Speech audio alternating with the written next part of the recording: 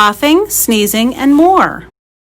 All people cough and sneeze. Coughing and sneezing can spread droplets and germs. I can try my best to cough and sneeze into my elbow. Wearing a mask can also help catch the droplets. If I'm not wearing a mask, coughing into my elbow is best. I should keep my fingers out of my nose. Fingers and noses can spread germs. Instead, I can use a tissue to clean my nose. I can throw the tissue away when I'm done.